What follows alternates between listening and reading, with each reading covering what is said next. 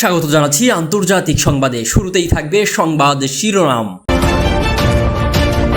নির্বাচনী প্রচারণায় ট্রাম্পের উপর হামলা, ডান কান ফুটো হয়ে গেছে এক বন্দুকধারীর গুলিতে।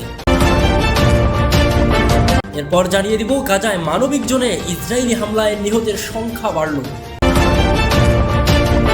আরও জানিয়ে দিব ট্রাম্পের উপর হামলার নিন্দা জানিয়েছেন জো বাইডেন, ট্রাম্পের সঙ্গে ফোনেও কথা বলেছেন বাইডেন। সর্বশেষ জানিয়ে দেব মাছ মাংস না পেয়ে কোনো পক্ষকে লাঠি পেটা করলো, বিয়ে পণ্ড করে দিল বরপক্ষ। এতক্ষণ শুনছিলেন সংবাদ শিরোনাম, এবার থাকবে বিস্তারিত। নির্বাচনী প্রচারণা চালাতে গিয়ে সাবেক মার্কিন প্রেসিডেন্ট ডোনাল্ড ট্রাম্পকে লক্ষ্য করে গুলি করা হয়েছে। পেনসিলভানিয়ায় অঙ্গরাজ্যের বাটলারে এক নির্বাচনী জনসভায় বক্তৃতাকালে এই ঘটনা ঘটে। গুলিতে ডান কানের উপরের অংশ ফুটো হয়ে গেছে বলেও পোস্টে জানিয়েছেন ট্রাম্প। তবে এতে অল্পের জন্য প্রাণে বেঁচে গেছেন এই রিপাবলিকান প্রেসিডেন্ট। প্রাণে বেঁচে যাওয়ায় দেশটির সিক্রেট সার্ভিস ও আইন শৃঙ্খলা রক্ষাকারী বাহিনীকে ধন্যবাদ জানিয়েছেন ট্রাম্প। হামলাকারী গুলি ছোড়ার সঙ্গে সঙ্গেই দ্রুত পদক্ষেপ নেওয়ায় তিনি তাদের ধন্যবাদ দেন।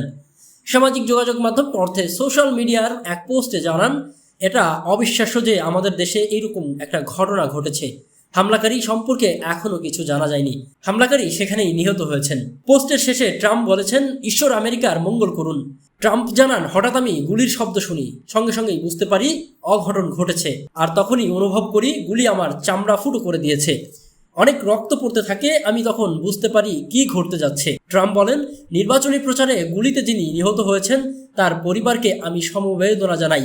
গুরুতর আহত আরেকজনের পরিবারের প্রতিও আমি সমবেদনা জানাই। হামলার ঘটনার পর বিবৃতি দিয়ে ট্রাম্পের মেয়ে ইভাস্কা ট্রাম্প বলেছেন, সামাজিক মাধ্যম এক্সে দেওয়া এক পোস্টে দেখা যায় তার বাবা ও হামলায় হতাহত ব্যক্তিদের প্রতি ভালোবাসা ও প্রার্থনা করার জন্য সবাইকে ধন্যবাদ জানান।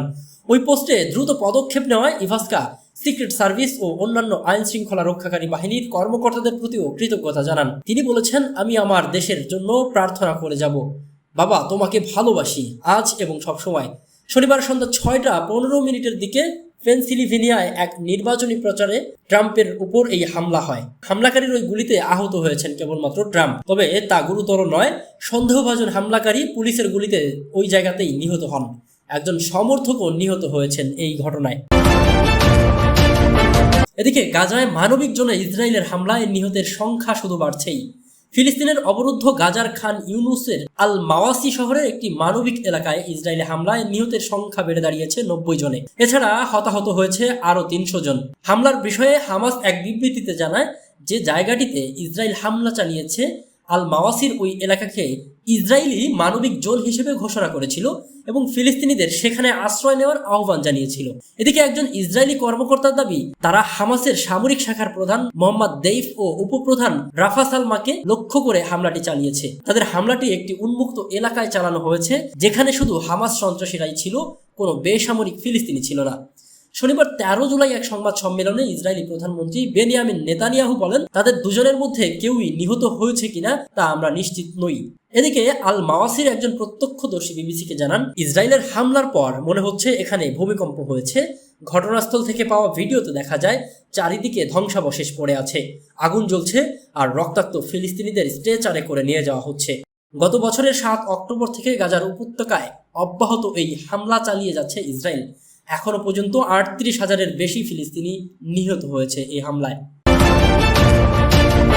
এদিকে ট্রাম্পের উপর হওয়া হামলার তীব্র নিন্দা জানিয়েছে জো বাইডেন এবং তার সঙ্গে ফোনেও কথা বলেছেন।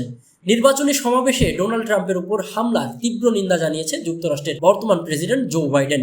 এছাড়া ঘটনার পর ট্রাম্পের সাথে ফোনালাপও করেছেন মার্কিন এই প্রেসিডেন্ট।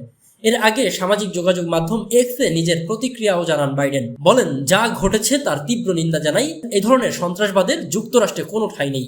ট্রাম্প এবং তার পরিবারের জন্য প্রার্থনা করছি। এই ঘটনার পুঙ্খানুপুঙ্খ তদন্ত চলছে জানিয়ে বাইডেন হুঁশিয়ারি দিয়ে বলেন, অপরাধীদের বিরুদ্ধে কঠোর ব্যবস্থা নেওয়া হবে। কোনোভাবেই এই ধরনের কার্যকলাপকে এড়িয়ে যাওয়া যাবে না। সবাইকে এক হয়ে এই ধরনের সন্ত্রাসবাদের বিরুদ্ধে লড়াই করার আহ্বান জানান তিনি। ট্রাম্প এখন সুস্থ আছেন জানিয়ে সৃষ্টিকর্তার প্রতি কৃতজ্ঞতাও প্রকাশ করেন মার্কিন প্রেসিডেন্ট জো বাইডেন। এদিকে মাছ মাংস না পেয়ে কনে পক্ষকে লাঠি পেটা করে বিয়ে পণ্ড করল বরপক্ষ। ভারতের উত্তরপ্রদেশের দেউরিয়া জেলার আনন্দনগর গ্রামে বিয়ের অনুষ্ঠানে মাছ মাংস না পেয়ে কনে পক্ষকে পিটিয়ে বিয়ে পণ্ড করে দিয়েছে বরপক্ষ। রোববার ভারতীয় সংবাদ মাধ্যম এনডিটিভির প্রতিবেদনে এমনই তথ্য জানানো হয়। প্রতিবেদনে বলা হয়েছে, আনন্দনগর গ্রামের দীনেশ শর্মার মেয়ে সুষমার বিয়ে ছিল। বরপক্ষকে খাওয়ানোর জন্য পোলাও, পনির ও হরেক রকম তরকারি পাকানো হয়। খাওয়া দাওয়ায় মাছ মাংস না পেয়ে কনে পক্ষকে পিটিয়ে বিয়ে ভেঙে দেয় বরপক্ষ। সেই সঙ্গে বর অনুষ্ঠান স্থল ছেড়ে চলে যান। এরপর কনের পরিবার পুলিশে অভিযোগ দেন। কনের বাবা পুলিশকে বলেন, আয়োজনে আমিষ না থাকায় অকথ্য ভাষায় গালিগালাজ শুরু করেন বর অভিষেক শর্মা, তার বাবা সুরেন্দ্র শর্মা এবং অন্যরা। আমি আপত্তি জানালে সুরেন্দ্র সহ কিছু অজ্ঞাত পরিচয় লোক আমার পরিবারের লোকজনকে লাঠি দিয়ে মারতে শুরু করেন এবং লাথি ঘুষি দিতে থাকেন। এই ঘটনার একটা ভিডিও ভাইরাল হয়েছে। ভিডিওতে দেখা যাচ্ছে হাতাহাতি, ঘুষাঘুষি এবং চেয়ার ছোড়াছুড়ি হচ্ছে দুই পক্ষের মধ্যে, আর দুই পক্ষের মধ্যে চলছে তুমুল ঝগড়াও।